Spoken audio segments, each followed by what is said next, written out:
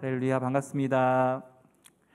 네, 하나님 말씀 함께 보시도록 하시죠. 구약 에스더 4장 14절에서 16절까지 말씀입니다.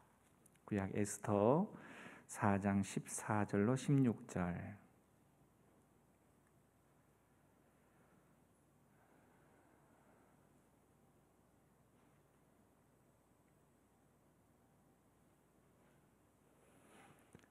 짧은 석절에 해당하는 부분이라서 우리 같은 목소리를 함께 14절, 15절, 16절 같이 한번 봉독해 보시도록 하겠습니다. 이때 시작. 이때에 네가 만일 잠잠하여 말이 없으면 유다인은 다른 데로 말미암아 노임과 구원을 얻으려니와 너와 네 아버지 집은 멸망하리라. 네가 왕후의 자리를 얻은 것이 이 때를 위함이 아닌지 누가 알겠느냐 하니 에스더가 모르드이에게 회답하여 이르되 당신은 가서 수산에 있는 유다인을 다 모으고 나를 위하여 금식하되 밤낮 3일을 먹지도 말고 마시지도 마소서. 나도 나의 시녀와 더불어 이렇게 금식한 후에 규례를 어기고 왕에게 나아가리니 죽으면 죽으리이다 하니라. 아멘.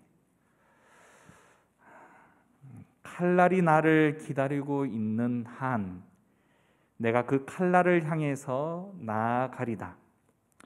내 앞에서 오직 일사각오의 길만이 있을 뿐입니다. 일제 강점기의 신사참배의 반대에 갖은 고문을 당하면서도 자신의 신앙을 지키며 나라와 민족을 위해서 끝까지 저항한 주기철 목사님의 말씀입니다. 한국 기독교의 상징인 인물인 동시에 대표적인 순교자이신 주기철 목사님께서는 47세의 젊은 나이에 옥사하며 유일하게 남기신 유산은 바로 일사각오라는 이 네 글자로 대표할 수 있을 것입니다. 오직 믿음으로 거대한 일제 권력에 맞서 싸운 주기철 목사님의 신앙과 삶은 진정한 이 믿음의 본질이 무엇이고 또한 신념이 무엇인지를 깊게 상고하게 만들죠. 황국 신민화 정책을 내세운 일본은 이 천황이 사는 곳을 향해 절하는 궁성요배와 신사참배를 강요했습니다. 조선인의 생명과 또한 정신까지 모조리 빼앗겠다라는 것이 이 일본의 목표였죠. 일제 탄압에 못 이겨 조선의 종교 단체들은 하나둘씩 신사참배를 수용했고 끝내 대한예수교, 과거에는 조선예수교 장로회였죠. 마저 신사참배를 결의하게 됩니다. 당시 일제에 맞서다가 폐쇄된 교회는 약 200여 개, 그리고 목회자와 신도 2,000여 명이 검속이 되었고 그중 50여 명이 목숨을 잃으셨습니다. 신사는 종교가 아니고 기독교 교리에도 어긋나지 않는 애국적인 국가의식이라고 이 신사참배를 권장하는 기독교 지도자들이 성도들을 혼란하게 할 때조차도 주기철 목사님께서는 신사참배가 총칼이 아니여 별것 아니라 생각하지 마시오. 그것은 하나님을 아바 아버지로 부르며 새 생명을 얻은 우리가 생명을 잃느냐 지키느냐 두 가지 중 한 가지를 택하는 절대절명의 사건이자 시험인 줄 알아야 합니다. 이 시험을 통과한 뒤에는 우리가 하나님께 쓰임받는 백성이 될 것입니다 라고 산정현 교회에서 설교를 하셨습니다.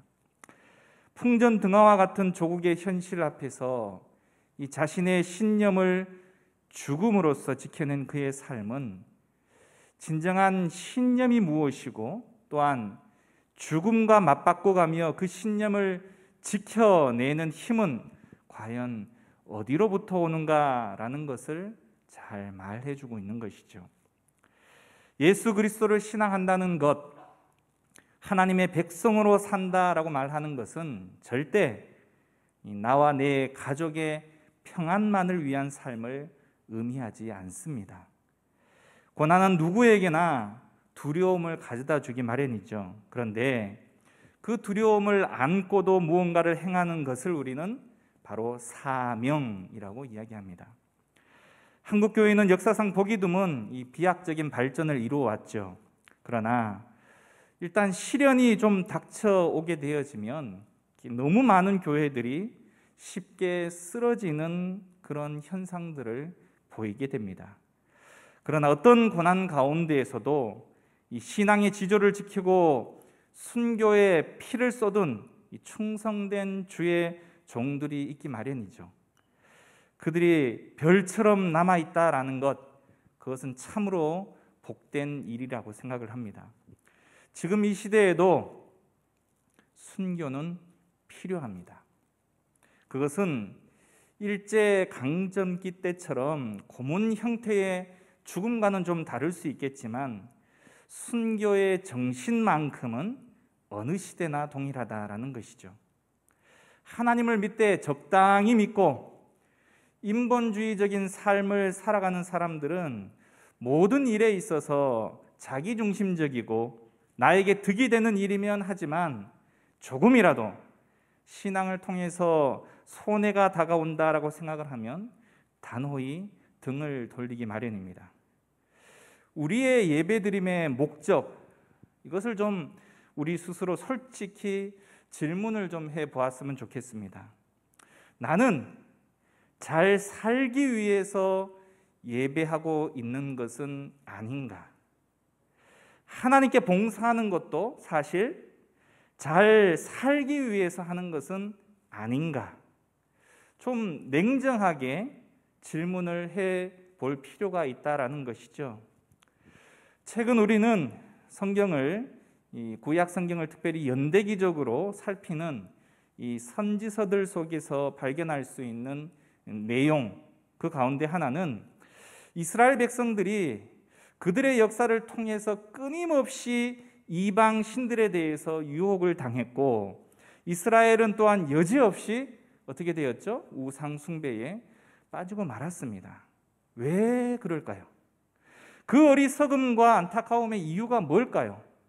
하나님이 수시로 그들 가운데 역사하셨고 도움의 손길을 내밀었음에도 불구하고 수많은 선지자들을 보내서 그들을 일깨웠음에도 불구하고 왜 그들은 그렇게 쉽게 그리고 자주 우상 숭배 가운데 빠졌을까요?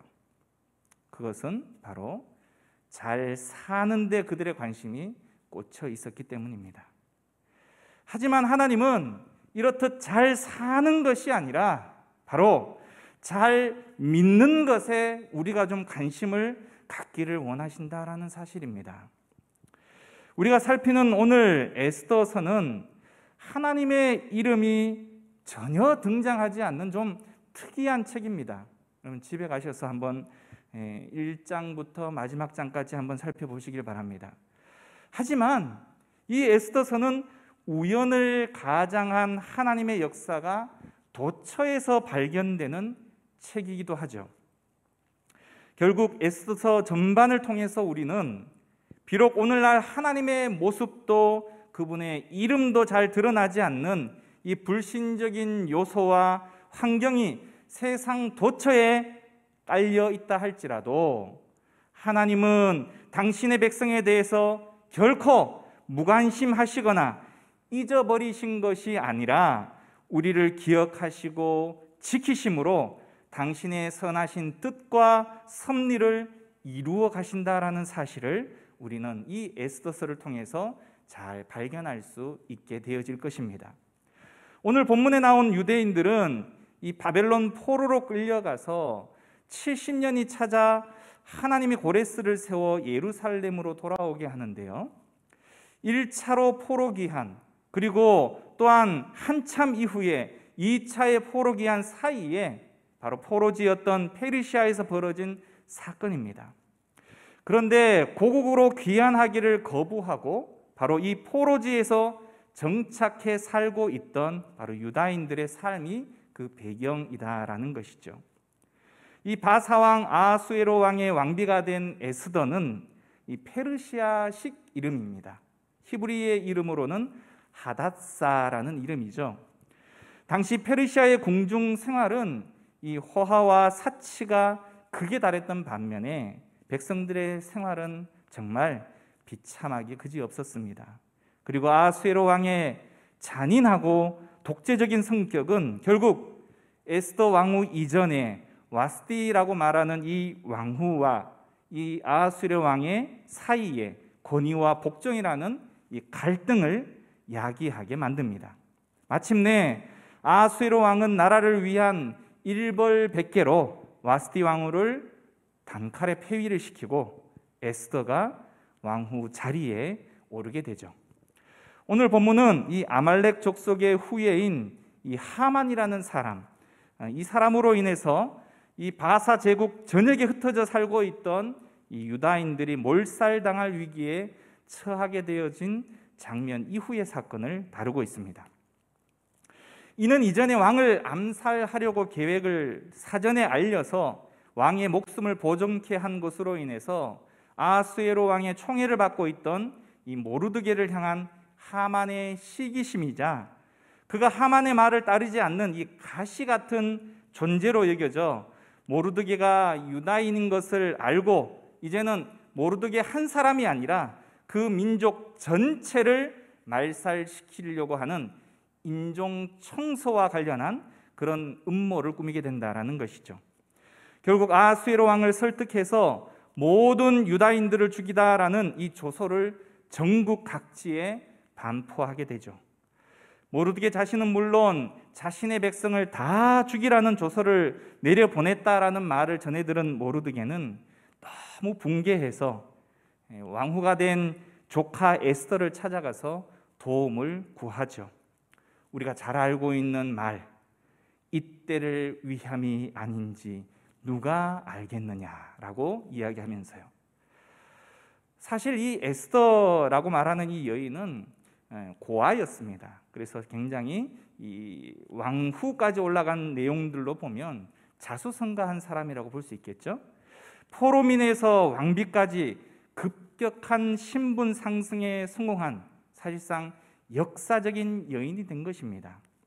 어려움의 자리에서 일어나 잘 사는 것이 무엇인지를 제대로 맛을 본 사람이다라는 것이죠. 그렇다면 어떻게 그 자리까지 올랐는데 잘 살기 위해 그 자리까지 오른 에스더가 어떻게 이 큰 자리를 지키려고 하는 유혹을 이겨내고 그것을 다 포기하고 하나님 편에 서게 되었을까요?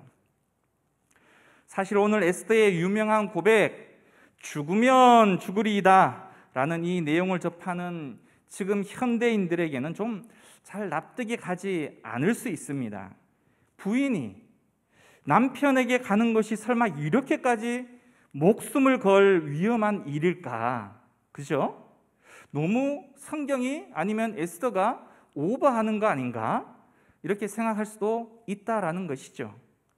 당시 제국의 국법은 왕을 암살하려고 하는 여러 시도가 횡행했기 때문에 사실상 왕이 부르지 않으면 왕비라 할지라도 함부로 왕에게 나아가지 못하게 되어져 있었고, 또한 당시 남편의 권위이자 또한 왕의 권위로 사실상 이미 전처였던 와스디를 자신의 기분에 따라서 이 폐위시키고 난 이후였기 때문에, 또한 그 폐위 이후의 수혜자가 바로 에스더였기 때문에 그 누구보다도 이 에스더는 그 법도를 잘 알고 있었다라는 것이죠. 하물며 오늘 우리가 읽지는 않았지만 이 전반부의 내용을 가만히 살펴보면 최근 이 아하수에로 왕은 왕비인 에스더를 한 달간 부르지 않은 상태였습니다.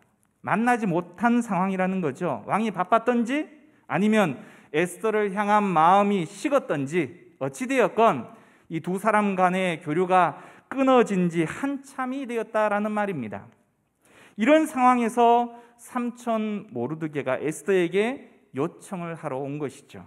결국 에스더는 사실상 지금까지 애써왔고 지키려 했던 잘 사는 자리, 잘 사는 길을 내어놓을 준비를 하는 그런 선택을 취하게 된 것입니다.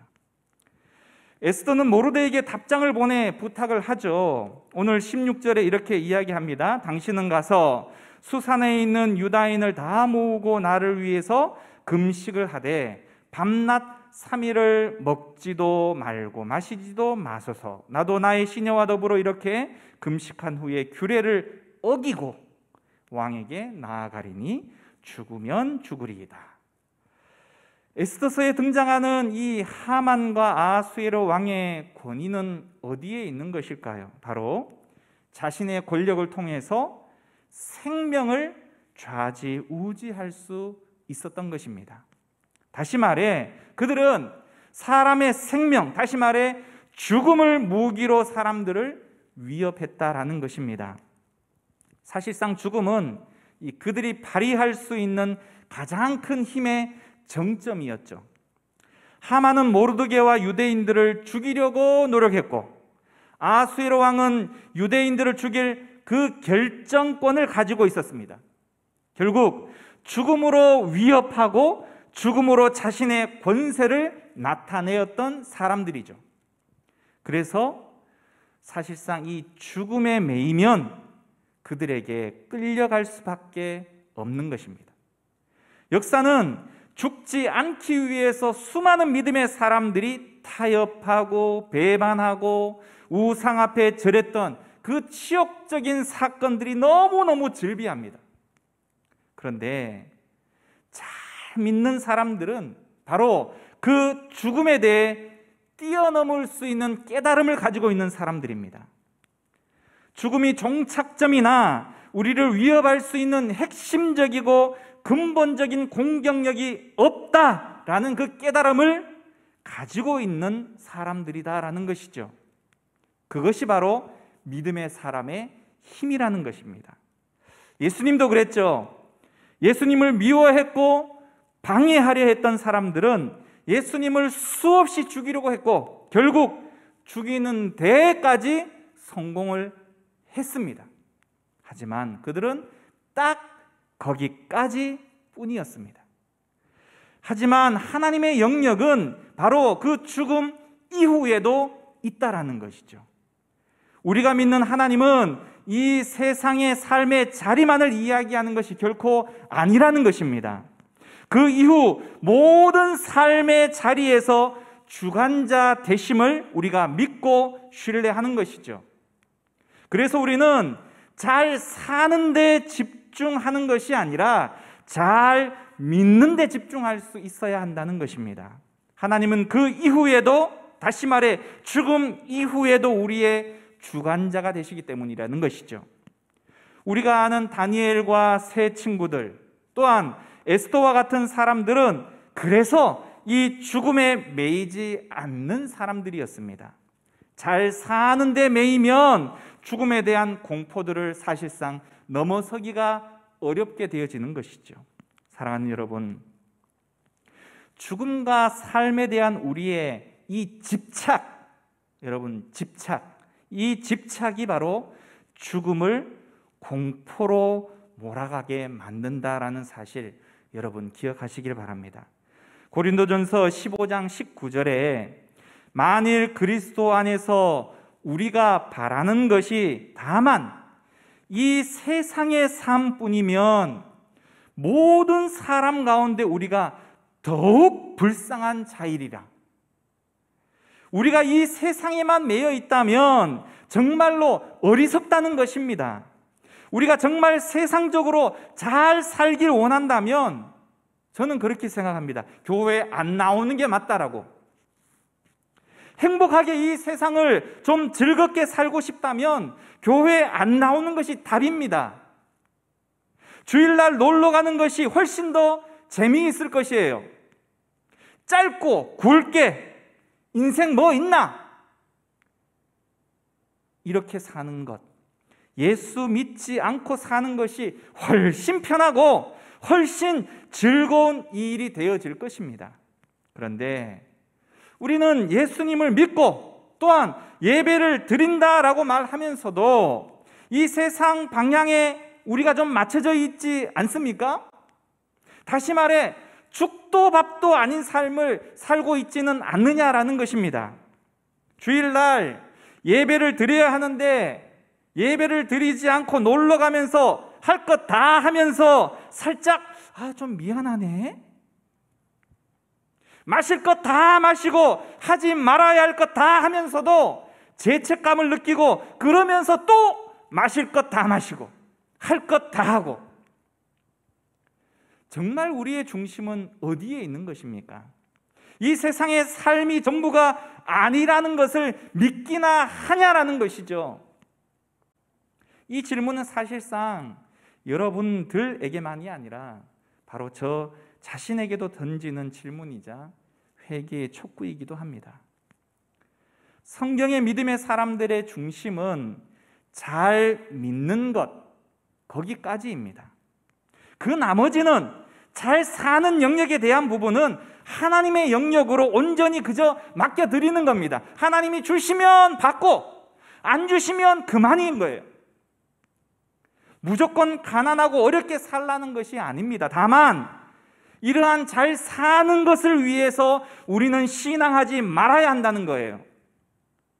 모르드게가 왕비 에스더에게 네가 왕비가 된 것은 이때를 위함이 아닌가라고 말했습니다. 다시 말해 왕비가 되기 위해서 믿었다면 그는 이미 다 이룬 것이죠. 그리고 그 자리에 위협이 되는 일을 굳이 왜 해야만 합니까? 하지만 하나님의 은혜가 바로 지금 이 민족을 살리는 이 때임을 위해서 주신 것임을 고백하면 언제든지 그 모든 것을 던져버릴 수 있는 것이죠. 그것이 바로 잘 믿기 위해 사는 사람들의 모험이라는 것입니다. 따라서 우리의 믿음의 중심은 항상 잘 믿는 일에 맞춰져 있어야 합니다. 열심히 신앙하는 것 참 필요하고 중요한 일이죠. 하지만 그 신앙이 도대체 무엇을 위해서 그리고 어떤 방향으로 나아가기 위한 것인지 우리는 항상 좀 살펴보아야 할 것입니다. 그래서 열심히 믿는 것 자체만으로는 좀 조심스러울 때가 있어요. 무조건 열심인 사람이 그래서 제일 무섭다는 것입니다. 우리가 하만과 아수에로 왕에게 사실상 굽신거리지 않고 매이지 아니하는 이 담대함과 지혜의 시작은 하나님의 주권과 영역을 바라보면서 잘 믿는 일에 우리가 집중을 하게 되어질 때 그 모든 것들이 우리 안에서 어떠한 장벽이라 할지라도 넘어설 수 있게 만드는 힘이 되어질 수 있는 것입니다. 사랑하는 여러분, 내가 먹지 못하는 것이 비극이 아닙니다. 내가 어떤 시험에서 낙방하고 떨어지는 것이 실패가 아닙니다.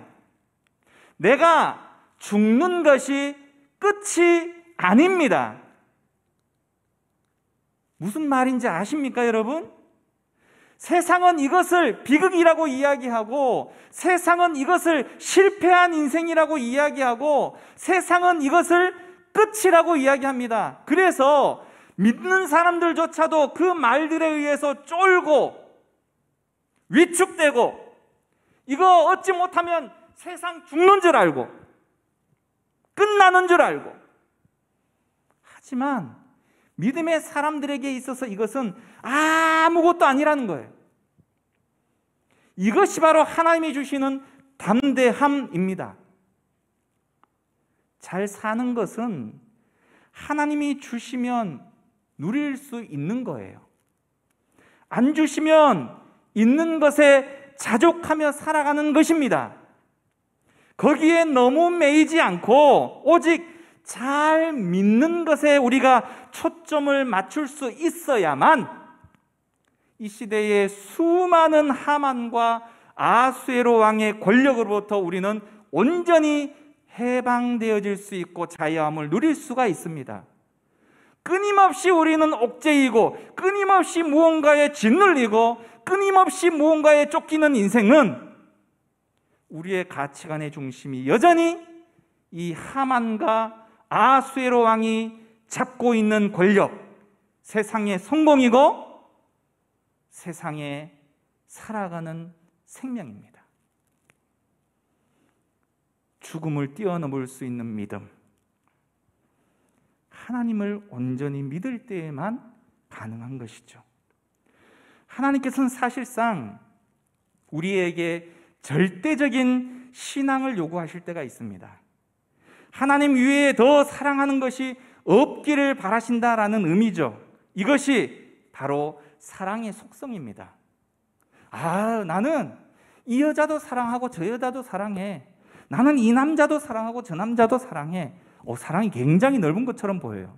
하지만 진정한 사랑은 1대1일 때만 성립이 되어지는 것이죠. 그분은 한 사람도 사실상 잃어버리기를 원치 않으십니다. 그래서 외아들 예수 그리스도를 내어줄 때 사실상 엄청난 희생을 치르신 겁니다. 로마서 5장 8절에 우리가 아직 죄인 되었을 때에 그리스도께서 우리를 위하여 죽으심으로 하나님께서 우리에 대한 자신의 사랑을 확증하셨느니라. 우리가 불의하고 추악된 죄인이 되었을 때 예수님이 우리를 대신해서 죽으셨다는 겁니다. 그 죽음을 통해 하나님께서 우리에 대한 자기의 사랑을 확증하셨다라고 말씀하시는 것이죠. 결국 믿음은 사랑으로 말미암아 역사하는 것입니다. 바벨론 느부갓네살 왕이 자신의 명성을 높이기 위해서 자신의 모습을 닮은 금신상을 이 두라 평지에 세워서 모든 사람이 신상에 절을 하게 만들었을 때 우리가 잘 아는 다니엘의 세 친구 절하지 않았습니다. 거부했죠. 생지옥과 같은 이 용광로에 밀어넣기 직전 마지막 회유를 하는 왕 앞에 그들은 조금도 흔들리지 않고 담대히 이렇게 고백을 합니다. 하나님은 우리를 이 불구덩이에서 건져내실 수 있는 능력이 있는 하나님이십니다. 설령 건져내지 아니하실지라도 우리는 우상 앞에 절하지 않겠습니다. 죽으면 죽겠습니다. 사랑하는 여러분, 사드락과 메삭과 아벳느고의 신앙을 보면 이 마음이 막 떨려요. 과연 나는 저렇게 살 수 있는가? 나는 저렇게 결단을 내릴 수 있는가? 대충 핑계하고 자기 합리화를 하면서 타협하고 말지는 않는가? 설교 서두에 소개했던 주기철 목사님의 이야기로 오늘 말씀을 정리할까 합니다. 1940년 2월 5일 주일 아침, 이 평양역에는 수많은 사람들이 잠시 석방이 되어져서 평양 산정형 교회로 돌아온 주기철 목사님을 마중을 나왔습니다. 목사님은 주일날 그가 입던 옷 그대로 강단에 서셨고, 동시에 세 개의 경찰서 소속 고등계 형사들이 이 산정형 교회로 몰려들었습니다. 이차 저차로 2천여 명이 넘는 사람들이 집결한 자리에서 목사님께서는 5가지의 기도라는 제목의 설교를 하셨는데 몇 가지만 소개를 드려볼까 합니다. 첫 번째, 저의 기도는 죽음의 권세를 이기게 하여 주옵소서입니다. 사망의 권세는 사람을 위협하는 마귀가 최대 무기인 듯합니다. 죽음이 두려워 의의를 버리고 죽음을 면하려고 믿음을 버린 사람들이 얼마나 많습니까? 오 주님, 이 목숨 아끼다가 주님을 욕되게 하는 일을 겪지 않게 해 주옵소서. 이 몸이 부서져 가루가 되어도 주님의 사랑만은 지키게 하여 주옵소서. 소나무는 죽기 전에 찍어야 푸르고 백합화는 시들기 전에 떨어져야 향기롭습니다. 이 몸도 시들기 전에 주님의 제단의 제물이 되게 하소서. 두 번째 기원은 장기간의 고난을 견디게 하여 주시옵소서입니다. 단번에 겪는 고난은 이겨내기 쉬우나 장기간의 고난은 참기가 힘이 듭니다. 칼로 베고 불로 지지는 고문이라도 한두 번에 죽어질 수 있다면 그래도 이길 수 있지만 한 달, 두 달, 1년, 10년 계속되는 고난은 견디기가 너무 어렵습니다. 주님을 위하여 오는 이 고난을 내가 피하였다가 이 다음 내 무슨 낯으로 주님을 대하오리까? 이 다음에 주님이 너는 내 이름으로 평안과 즐거움을 다 받아 누리고 고난의 자는 어찌하고 왔느냐라고 물으시면 무슨 말로 대답하랴? 주님을 위하여 주어지는 십자가를 내가 이제 피하였다가 이 다음에 주님이 너는 내가 준 유일한 유산인 십자가를 어찌하고 왔느냐라고 물으시면 내가 무슨 말로 대답하랴? 네 번째는 의에 살고 의에 죽게 하여 주십시오입니다. 사람이 세상에 태어나 사람으로서 마땅히 행하여야 할 의가 있습니다. 나라의 백성이 되어서는 충절의 의가 있고 그리스도인이 되어서는 그리스도인의 의가 있습니다. 인생은 짧고 의는 영원합니다. 사랑하는 교우 여러분, 의에 죽고 의에 삽시다. 의를 버리고 예수님께 향한 의를 버리고 산다는 것은 짐승의 삶만 갖지 못합니다. 예수님은 살아계십니다.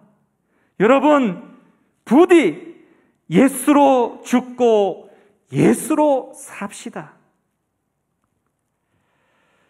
어떤 신학자가 말하기를 하나님을 두려워하는 사람은 하나님 외의 것에 대해서는 아무것도 두려워하지 않는다라고 했습니다.